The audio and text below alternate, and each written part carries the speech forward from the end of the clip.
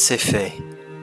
Proneur est tombé, et le dragon qui le soutenait n'est plus.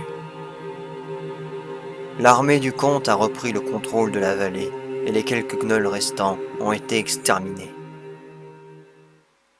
On ne peut pas en dire autant pour Mathieu. Alors qu'il était soigné de la peste à Brionne, la nouvelle de sa mort lui a été révélée 3 mois après les faits.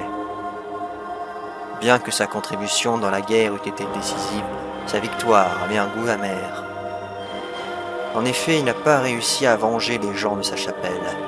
La promesse faite au père Damien n'a jamais pu être tenue, et le guerrier n'oubliera ni ne pardonnera son erreur. Au final, dans sa vanité, il avait échoué.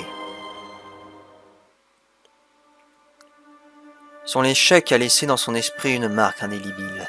Lui qui avait si longtemps recherché, si longtemps désiré la mort de Proneur, son destin maudit lui avait été renié pour une si petite chose. L'humiliation qu'il ressentait vis-à-vis de cela était tellement insupportable que le chevalier songea au suicide. Les fantômes de sa femme assassinée, de ses fidèles massacrés, de ses amis tombés au combat, et maintenant de Cécile, n'ont cessé de le hanter. Mathieu dut faire avec.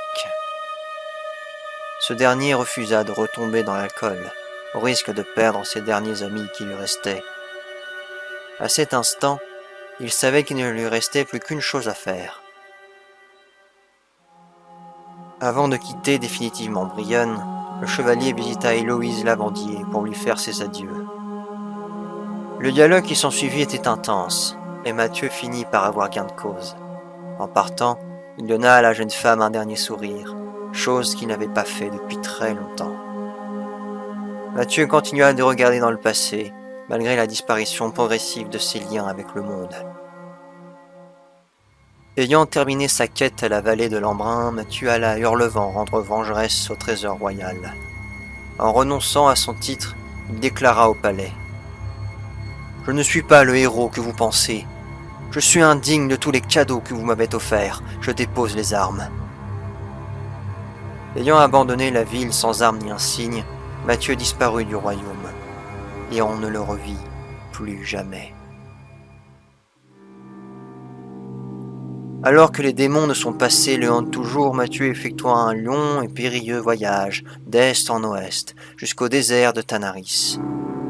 Jusqu'à la fin de ses jours, il se consacra pleinement à une vie d'ermitage, d'ascèse et de privation extrême. De par cette violence, il espérait échapper à son tourment.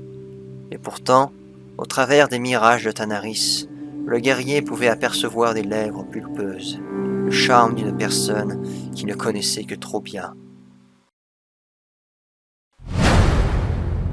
Seule la lumière sait si Mathieu avait trouvé le repos.